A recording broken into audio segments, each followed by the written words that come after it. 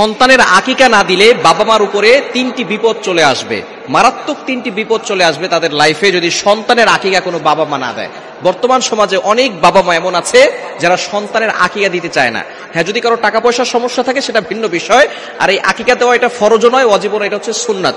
নবীজি সাল্লাল্লাহু আলাইহি ওয়াসাল্লাম আকিকা দিতেন, এবং আকিকা না দিলে কিছু কিছু ক্ষতি হওয়ার সম্ভাবনা থাকে বাবা মার উপরে। এক নাম্বার হচ্ছে, সন্তানের যদি আকিকা না দেওয়া হয় তাহলে যে ক্ষতি হবে সেটা হচ্ছে সন্তান বড় হয়ে বিপদে পড়ে যাবে, বারবার তার উপরে বিপদ আসতে পারে। এখন সন্তানের বিপদ আসা মানে তো বাবা মার উপরে বিপদ চলে আসা। এজন্য সন্তানের আকিকা অবশ্যই দেওয়া দরকার। যদি তাদের অ্যাবিলিটি থাকে, সামর্থ্য থাকে, তাহলে আকিকা দিবেন। আকিকা কিভাবে দিবেন? নবীজি সাল্লাল্লাহু আলাইহি ওয়াসাল্লাম আকিকা দিতেন আনিল গোলামি শাতান, অর্থাৎ ছেলের জন্য 2টা বকরি, এবং ওয়ানিল জারিয়াতি শাতুন, এবং মেয়ের জন্য, কন্যা সন্তানের জন্য 1টা।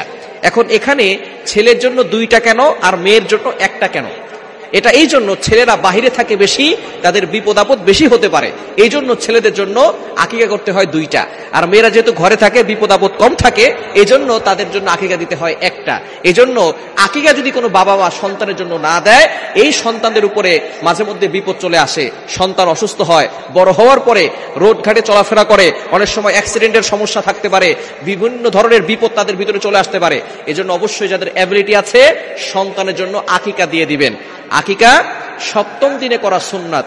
যেদিন সন্তান জন্মগ্রহণ করবেন 7ম দিনে আকিকা দিবেন, এবং মাথা মুন্ডন করে সেই মাথার চুলগুলো ওজন করে আপনি কিছু রূপার মূল্য দান করে দিবেন, এবং আপনি তার সুন্দর একটা ইসলামিক নাম রাখবেন, তাকে ধর্মীয় শিক্ষা দিবেন, কোরআনের শিক্ষা দিবেন। অর্থাৎ 7ম দিনেই তার জন্য আকিকা দিতে হবে, এটা হচ্ছে সুন্নাত। যদি 7ম দিনে না দিতে পারেন তাহলে 14তম দিনে দিবেন। যদি সেই দিনও আপনি না দিতে পারেন তাহলে 21তম দিনে দিবেন। যদি 21তম দিনে না দিতে পারেন, এই পর্যন্ত সুন্নত।